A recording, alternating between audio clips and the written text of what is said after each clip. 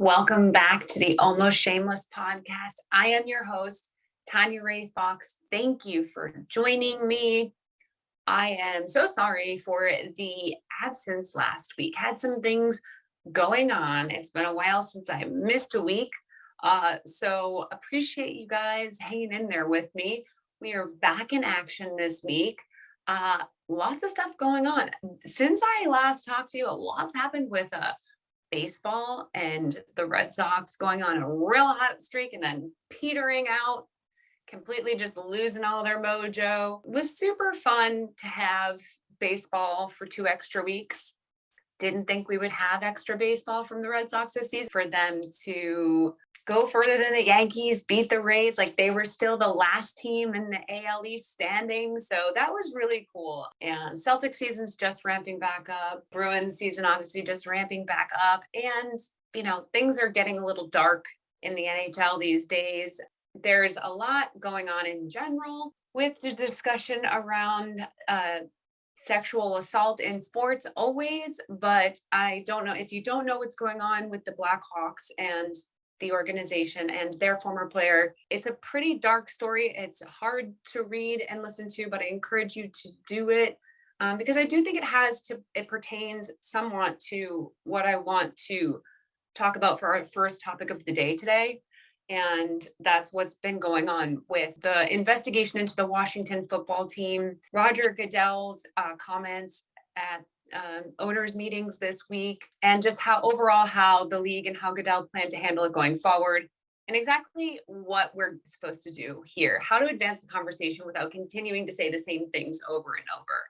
Because I think everyone's sick of it. We can all come together and agree that the conversation needs to advance. Maybe we don't all agree on how to do that or how to get there, but I want to present an option that maybe works for everybody. I know that not everybody who watches me agrees with my stance on certain things, but you guys still tune in and listen. And so I'm hoping that you'll keep an open mind for that conversation. After that, I do want to talk about what happened on Thursday Night Football with the Cardinals and the Packers, specifically the reaction to Aaron Rodgers' performance, missing his top 3 receivers, and the Packers pulling out the win, how that all went down, and why the reaction to it is so bizarre. I think we should get into that a little bit, especially because it, of course, ties back into Tom Brady, one of our favorite topics, not just here on this show, not just in New England, but in all of sports media. So let's get to it. Let's get to the first topic of the day, which is that Roger Goodell announced earlier this week that there would be no further sanctioning of Dan Snyder and the Washington football team, and they will not be releasing any more of the findings from those documents. This is much to the chagrin of former employees and lots of other people who really would like to know what was going on in those 650,000 documents, as we've talked about previously. Roger Goodell said that he was doing this on behalf of the privacy of the people involved who wanted to remain anonymous. That runs contrary to what we're hearing from other people and lawyers and on behalf of other former employees who say that that is not the case. They have not requested to necessarily stay anonymous.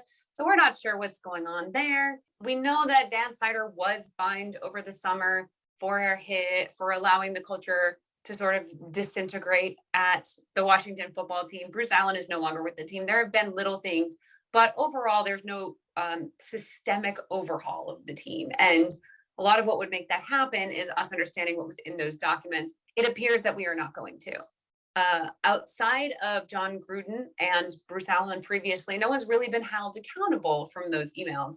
And that is concerning, to say the least, because I don't think any of us are dumb enough to think that John Gruden was the only one saying and doing things that were inappropriate. That's just completely impossible, right? The problem is that their reaction to it is essentially release these documents. These people need to be held accountable. We need to see what's going on behind the scenes. We need to see, everything that's happened. And realistically, we know we're asking for something because we know what we would find. We know we'd find stuff similar to what John Gruden and Bruce Allen said. We know we'll find stuff from other coaches, other GMs, perhaps even other owners in those emails. And we know that there's a strong chance, if not a 100% chance, that there's more racism, sexism, misogyny, homophobia, all of it. Because while John Gruden is his own person and is certainly not representative of everybody in the NFL, he is by no means an outlier in terms of privileged men in positions of power who may or may not be speaking this way behind the scenes or in front of people, quite frankly. So where do we go from here? Because the constant complaining that we're not going to get what we wanted out of those documents and out of that investigation is only going to take us so far. Realistically, we have to look at why. And the why is what I just explained. There are way, way, way too many people that would be implicated in this, not just directly, but indirectly, right? Every person that gets held accountable for this type of behavior, the way that John Gruden and Bruce Allen and Dan Snyder have behaved behind the scenes, every person that gets held accountable, it creates a snowball effect. Well, if they're being held accountable for this, who else is going to go down? And no organization as profitable and as successful as the NFL is ever going to sign up for that willingly. They're just not going to do it. The problem at the Washington football team is not isolated to the Washington football team. It has come out of there because they are sort of the worst of what the NFL can be. They've definitely let it get out of control. There's definitely not enough checks and balances for Dan Snyder and for the people that he brings in. They are certainly an example of the worst of what can happen in NFL culture. But we cannot expect that an organization is going to take itself down from the inside out with no plan and no understanding of how to further fix the problem. The problem doesn't just lie in crappy guys who say awful things. The problem lies in the culture of football and frankly the culture of America, right, where we have this performative idea of how to treat human beings. I went on a rant about this with Jarrett in my last podcast, so I won't subject you to that again, but racism and homophobia specifically are an everyday part of American sports and definitely the NFL. There is a reason that only a handful of guys have ever come out who've played in the NFL and why only one active player is out. It's not because there's only one LGBTQ plus member of the NFL. It's because it is not a welcoming place to be not straight. There's a reason why racial issues have continued to compound over and over again over the years. There's a reason that the league itself has to institute more strict Rooney rules in order to get teams to seriously consider Black candidates for coaching opportunities in a league that is 70% Black. The league itself is admitting it has a race problem by saying, okay, we have the Rooney rule. Now we have to make sure every team is interviewing 2 Black head coaches because people are not taking this rule seriously enough. They're admitting they have that problem. So these are issues we know exist. Misogyny, that is a cultural problem. But of course, it gets worse and worse the more male-dominated an industry or an organization is. And of course, the NFL is seriously male-dominated. These are systemic, embedded issues that have been woven into the fabric of football in the NFL over the course of decades and decades since it was incepted until now. Opening the floodgates to 650,000 documents from one organization is simply not going to happen. And I'm at the point now where I'm not even sure it would do the thing we want it to do, which is hold everybody accountable. I think what it would do is start to make us think that people are being held accountable and that things are changing because we see people get fired and we see, proof of the things that we know are going on behind the scenes. And maybe some of that would help. But the real thing that needs to happen is every single day, change needs to be instituted slowly but surely. It's a really frustrating, awful reality.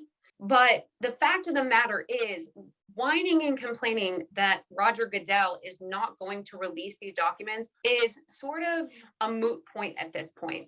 Roger Goodell has been operating this way for the majority of his time as commissioner. We know who he is. We know how he works. We know that this system of judge, jury, and executioner is how they operate. This is nothing new. We know that the commissioner is rewarded off of TV deals and the income of the league.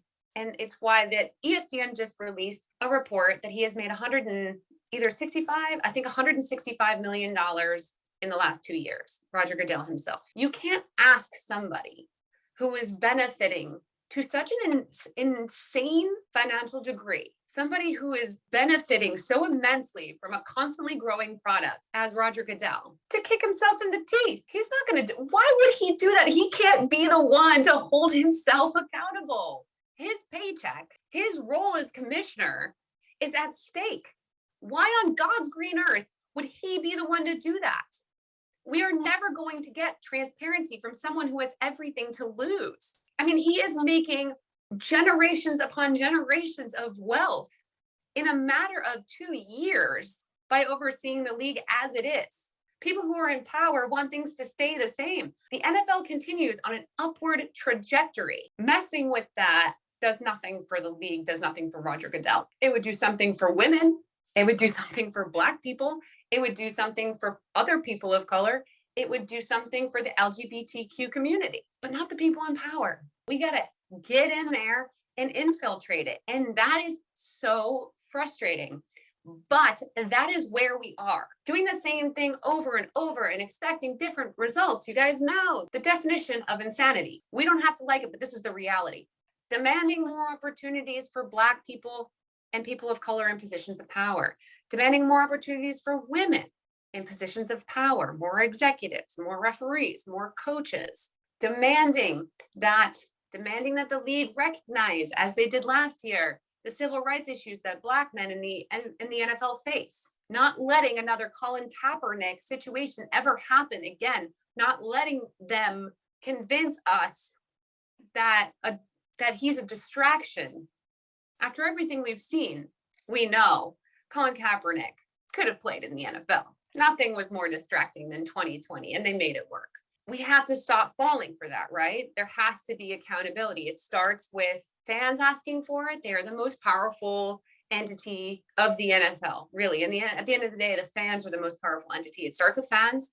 It goes then to the media and the people covering the league, not letting them give the easy answers to difficult questions, not letting them get away with skirting the Rooney Rule, not letting them get away with a lack of diversity in front offices. Accountability over and over and over again. This is going to take a long time. You don't undo 100 years worth of white supremacy and patriarchy in a system overnight or in 10 years. That is the battle we're facing as people who are frustrated by the way that this Washington football team investigation has gone. I can't see another tweet about how gutless this is or how they're not doing the right thing. We already knew how this was going to go. We already knew. What are we doing here? It's I understand, get a little outraged, say it to your friends, say it, vent about it. But I don't need long columns about how Roger Goodell is letting everyone down. I don't need long columns about how this is unacceptable. Of course it's unacceptable. Who's gonna hold them accountable until we start getting the people in place that are willing to do it? Until at some point, someone's able to supplant the current commissioner that has a different ethos, a different code of morals and ethics. This is the long game we're playing here. And we have to buckle up because it's going to be day by day, week by week, month by month, year by year. We're playing the long game here, people. I responded very sarcastically to a commenter on my Twitter earlier this week who condemned me for being a fake feminist, saying that if I was really a feminist, I wouldn't cover the NFL because it's all misogynist men and they're the patriarchy. And as long as I participate in it and profit from it, I'm part of the problem. Obviously, there's some strong cognitive dissonance there, right? You don't dismantle racist, misogynist, homophobic systems of power by avoiding them. More women covering the league, more women being a part of the league is how you get the change to happen. You don't stay away from it so that you don't look like a hypocrite. I'm not a hypocrite. I love football. I love what it is at its core. And I intend to continue to speak the way that I do about the parts of the league and the sport that I want to see changed. And the more on the inside I am, the more likely it is that I'll be able to help those changes happen in whatever small way I can. I have very little power, if any, to affect that much change. But if there's me and there's hundreds more of me in the media doing this, people with way bigger platforms than I am doing this, and then there's the people who are trainers and coaches, the women who are super capable of being on the inside, we can all continue to further this along. I mean, think about how different sports analysis is now than it was 10 years ago, 20 years ago, because of the diversification of the people talking about it. I think sports are worth it. Sports have made my life better. I love covering sports. I love talking about sports, and I want them to continue to grow and get better so that we're passing this on, a better league, a more inclusive league, a better society to future sports fans. So it just keeps getting better. And it's going to be a long journey. And the first step in that is to stop expecting different results from the same people who have everything to lose by subverting their own power. That's not going to happen. Okay, on to some actual football. The Cardinals lost to the Packers on Thursday Night Football in a pretty weird game. Looks like the Packers were going to win it. Rondale Moore made a really major mistake, let the ball roll off his finger on the return. Packers got it at like the 1 yard line. So the Packers have every opportunity to go up 10 points, basically seal the deal for themselves with about 4.5-ish minutes left in the game. And the Cardinals stop them. First down, second down, third down. They go for it on fourth down, knowing they still have a 3-point lead if they don't get the touchdown. Cardinals stop them. Cardinals drive it out of the end zone, drive it down the field. A couple of huge plays by Kyler Murray. They've got about 15 seconds left in the game. Definitely a shot at the end zone. Very least, they can kick a field goal, tie it, team goes to overtime, but they've got their shot at the end zone. Some insane communication mishap. Kyler Murray throws it. AJ Green is on a different planet. He's in a totally different game in his head. He's completely turned around, has no idea the ball is coming to him, and it gets picked off. And the Packers seal the deal in one of the weirdest endings to a very weird game we've seen in a long time. The Cardinals handed their first loss of the season. The Packers continue to roll in these sort of weird wins, but they keep coming through. Packers were without their 3 best pass catchers in the game. Big performance from Randall Cobb, their 4th best receiver. The run game came through. That was really the thing that kept them in the game. And then the defense, bailed them out. Defense got it done when there was a clear miscommunication. So naturally, in a defensive game where the run game really stepped up for the Packers, Twitter really freaked out about how great Aaron Rodgers is. It's exhausting. So Aaron Rodgers was 22 of 37. He threw 2 touchdown passes. He averaged 5 yards a pass. It was not a great night for Aaron Rodgers. It wasn't an awful night. He did his job. He wasn't turning the ball over. He didn't do anything wrong. He got the job done the way veterans got it done. But he did, by no means, he did as well as he could with the options that were available to him. And the game plan for the Packers, worked out pretty well. They rushed the ball well, 151 yards. That's what they needed to do. The defense kept them in it. However, if you read Twitter after the game, you would have thought Aaron Rodgers had done something we'd never seen before. You would have thought he'd thrown for 500 yards and 5 touchdowns to a guy they signed off the street 4 hours earlier. Like he wasn't playing with NFL players somehow. He throws a game-ending pick. Okay, we're worked up about Aaron Rodgers. He gets the juices flowing fine.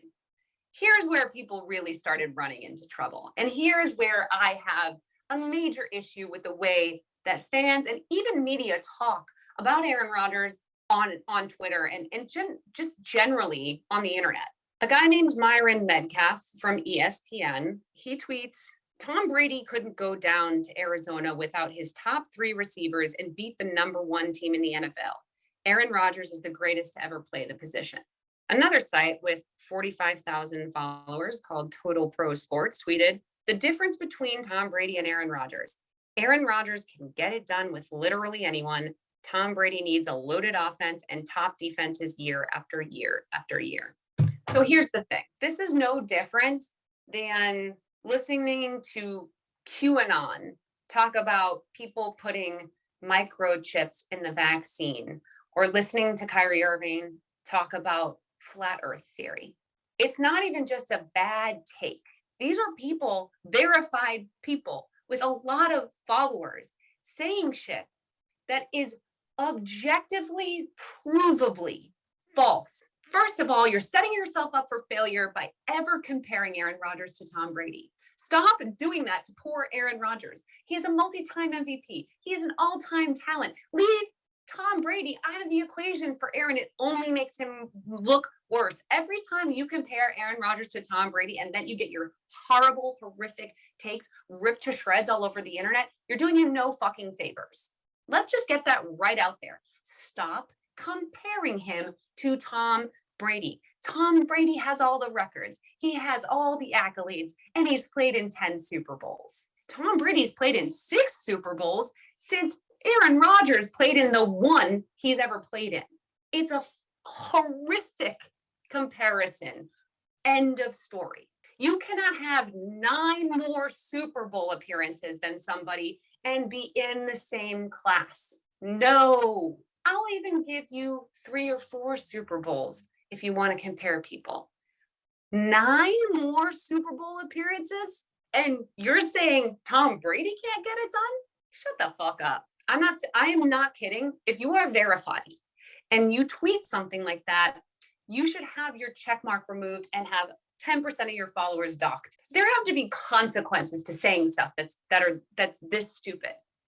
Not only does Tom Brady have absolutely nothing to prove. He's won in every single situation, in every single condition. Good defenses, bad defenses, good offenses, historically good offenses, really well-rounded teams, top-heavy teams, teams that don't have depth, teams that have the most amount of depth, different offensive coordinators, different defensive coordinators. He's literally done everything because he's 44 years old and he's been playing in the league since the year 2000. Perhaps most notably, what he was best known for during the Patriots dynasty was elevating subpar offensive talent and leading them to championship appearances and rings. That was the crux of his legacy. Outside of 2007 and a couple other really potent offensive years, 2011 with Gronk and Aaron Hernandez and different occasional seasons, Brady's greatest asset was elevating the talent around him, regardless of whether they were first-round draft picks, all pros, pro bowlers, or 7th round guys that no one had ever done anything with. It's one of the reasons that Belichick was criticized for not giving Brady enough to work with sometimes. I don't necessarily always agree with the criticism. I do think there was much more to the conversation, but we can all definitely agree that Tom Brady won Super Bowls with players that most teams wouldn't get to the playoffs with. We know this. This isn't conspiracy theory. This isn't a theory at all. You can look it up. I'm not kidding. We can't let this continue to happen. We can't let these conversations devolve into Rodgers versus Brady because it takes away from the real conversation about what Rodgers is doing, which is impressive in its own right. Winning ugly games, winning games where you're not performing at your best, but you don't cost your team the game, is good football. It is impressive. I don't want to sit here and rip Aaron Rodgers after that game, but I also am not going to pretend like he did anything extraordinary. I've seen Aaron Rodgers do some extraordinary shit. Thursday night was not one of those times. He was fine. He got bailed out by his defense, and that's great. That's great.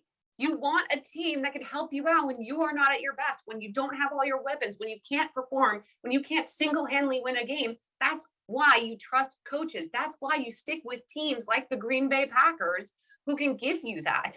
That's team building. And good quarterbacks encourage teams to team build.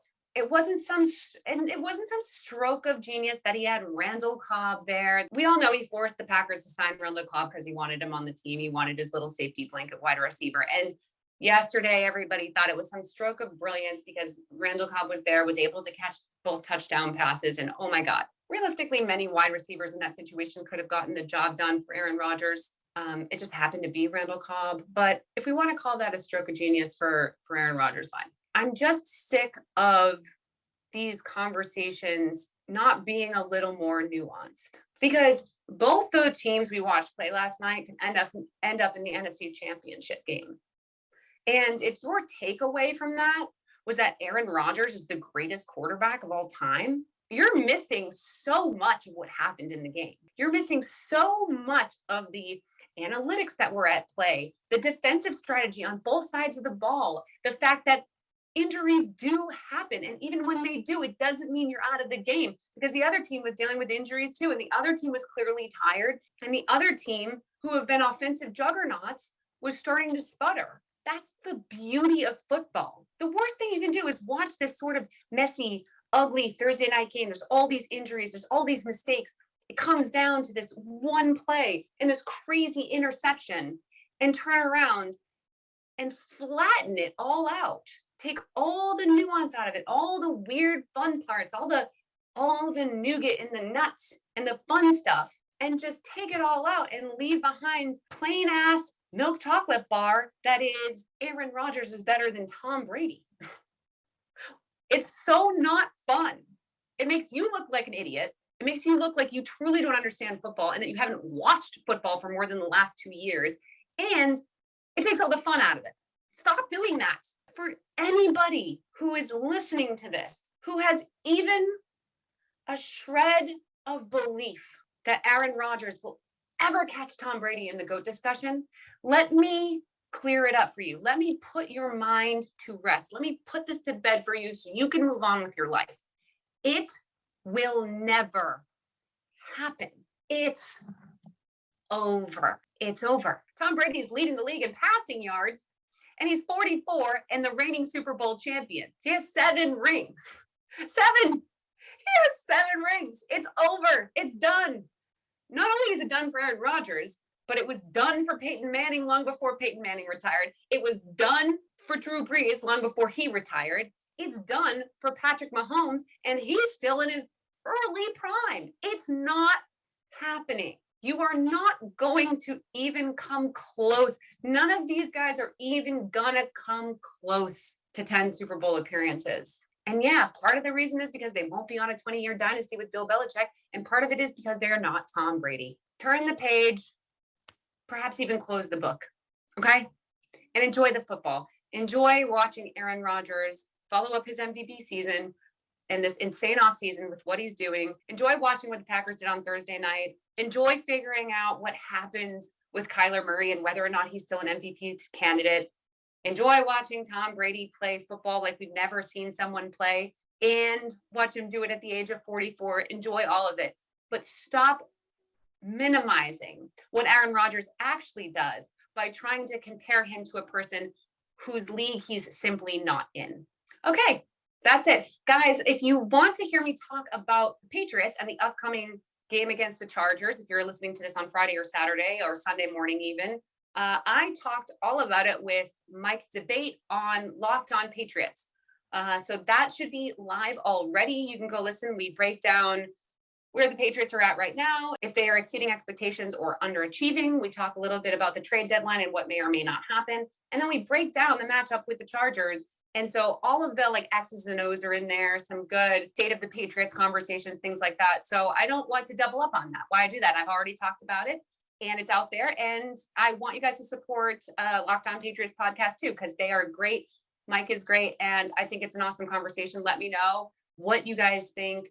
And as per usual, you can tweet at me at Tanya Ray Fox on Twitter. I'm at Tanya Ray Fox on Instagram, at Shameless TRF on Twitter and Instagram.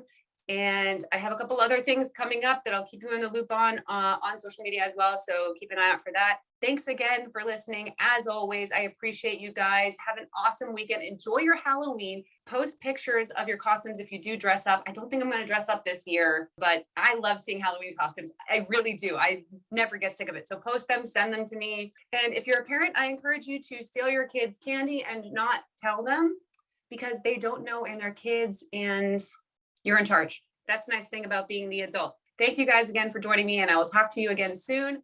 Bye.